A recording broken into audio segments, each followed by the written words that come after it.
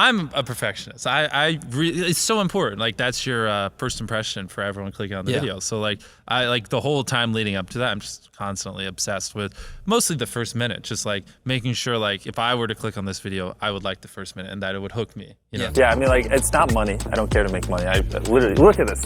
You think this is profitable on a YouTube channel? It's not money. It's not really time or effort. It's really just whatever's the best video. That's what I want to do.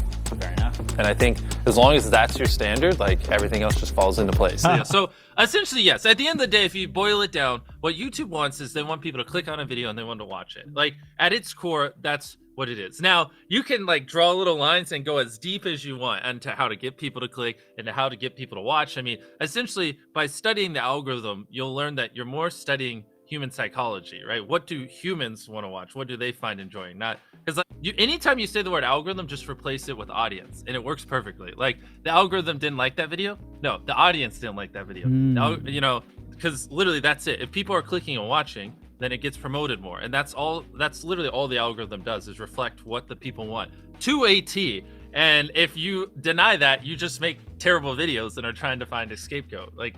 I mean, there's a reason everyone loves YouTube and, you know, spends hours every single day on it. I just want to be the best YouTuber I can. Why do you want to be the best YouTuber? I don't fucking know. You don't know. I just, ever since I was 13, I just made the decision I was going to be a YouTuber. I was going to die trying. Sounds different hearing me say it now, but I had that type of like devotion when I was younger. Like even when people would tell me it's crazy, no odds in my favor, with no equipment, no nothing, no social skills, no editing, no camera, no one to teach me, no one to help me. I was just like, I don't care. I'm going to figure it out. I'm gonna die trying. And I like, even in high school, like, you know, when I'm 17 and not making any money, well, I'm making money off of YouTube, like $100 a month, but nothing crazy. And I have horrible grades. And like, you know, people are like, okay, well, what are you gonna do after high school? And I'm like, I'm gonna be a YouTuber. And they'd be like, how? And I'd be like, I don't know, but I'm gonna make it happen. It's like, I feel like it was programmed in me. That sounds weird, but I just feel like I just have DNA that just is like, you're gonna be a YouTuber. Like not in a sense I was destined to make it, but that like, that's just how my brain has been. Like I'm gonna be a YouTuber or I'm gonna be 80 with 1,000 subscribers. Like there's no world where I wasn't a YouTuber in my future. Like that was it. People thought it was crazy. It didn't make sense. It didn't make sense to me either. I was just like, I'm gonna be a YouTuber. And people would be like, how? And I'd be like, I don't know, but I'm gonna be one. I'm just gonna figure it out. I don't care. Like if I never made it, you know, and I only had 5,000 subscribers, I would probably be working at McDonald's, still just grinding YouTube every hour I'm not working and like just going hard as fuck until I became a YouTuber. You invest so much money into all the the show. money I make. I don't.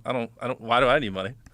So you don't like go crazy. You don't have a Ferrari or anything nuts. No. I think living your life chasing like a nicer and nicer car and a bigger and bigger box to live in is kind of like a dumb way to go about life. Yeah. So I actually, funny enough, I lived in like a super below average home, and I kind of learned why famous people don't live in below average homes, because someone broke in, stole everything I owned. So I had to get a little nicer house for security reasons. But before I was robbed, I mean, like my place was like a little duplex, $700 a month. You get a roommate's $360 split. Right. Yeah, and just drive a normal car. But typically, if you're doing a longer video, you should introduce like a side story and like you should have some plan halfway through, like to re-engage them so they don't just get bored. You know what I mean? Like if I just said, like, if I hand you a camera and I had a camera, and it's like, okay, if he tags me, he gets 100 grand, and then I just run, and that's it. It's just me running through the woods, and him just running through the woods after me. You can't make a 15-minute video out of it, you know what I mean? But if I do that, and then like 3 minutes in, I pull a lever, and a bear comes out and starts chasing him, and he has to get away from the bear. I don't know, obviously we wouldn't do this, but kill the bear, and then he starts chasing me, and then 6 minutes in, I jump across the lake, and as he goes to jump through, I press a button that shoots him to the moon, whatever, you know what I mean? Like, now all of a sudden it's interesting and you're watching, right? And that's it, right? One is just a single story and it's boring. The other has side stories that like re-engage people. So back in the day, my goals used to be very subscriber based or view based. But one thing I've learned, and I think you've probably learned this as well, is like everything you want as a YouTube creator, every freaking goal you want to hit, whether it be subscribers, you want to hit 1 million or 10 million or whatever, will come if you just make the best videos possible. And so my goal, and this is what it will be till the day I die, is to make the best YouTube videos possible. And so if my hypothetical goal was 300 million subscribers in 10 years, that will happen if I just make the best videos possible. If my goal is to get 50 million views a video, that will happen if I just make the best video. Whatever it is, you know, just focus on making the best videos possible, and all these other vanity, arbitrary metrics will just fall into play. I don't mean that in an arrogant way, but that's just kind of like the mindset you have to have. Like, go hard and believe in yourself. I mean, We'll start at the beginning. Essentially, your title and thumbnail set expectations. And at the very beginning of the video, to minimize drop-off, you want to assure them that those expectations are being met.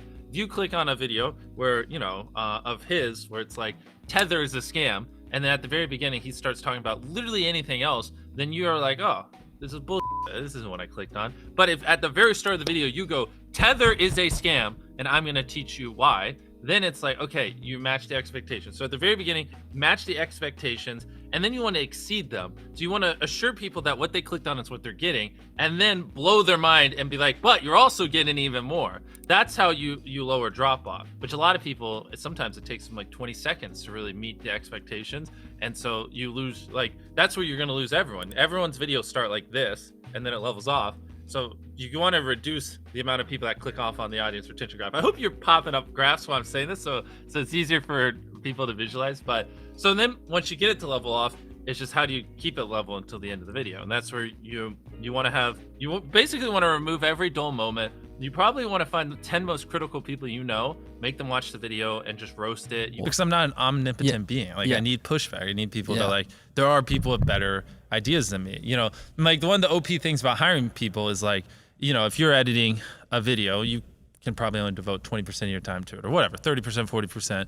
If someone else is editing it and that's their job, they can dedicate 100% of their work time to it, right? So since they have 3 times the amount of time to edit that video, they should be able to edit it better than you, even if it's only 20% better, because they have more time. Right. Same with like thinking creatively or like building sets or doing anything. Like you have, like, as YouTubers, especially people who build side businesses and have side channels, there's like 50 things that need to be done. And if you split your time amongst it, they're all only getting a few percentage of your time.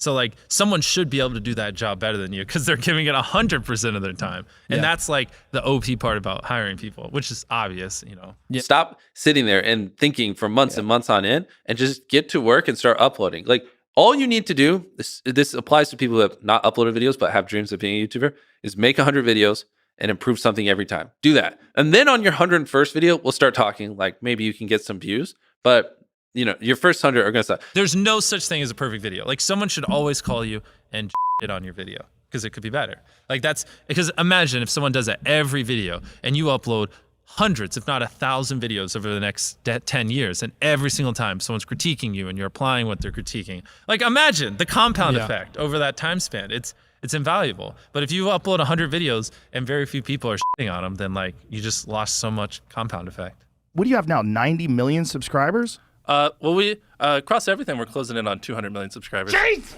Yeah, because have you seen our dub channels? No.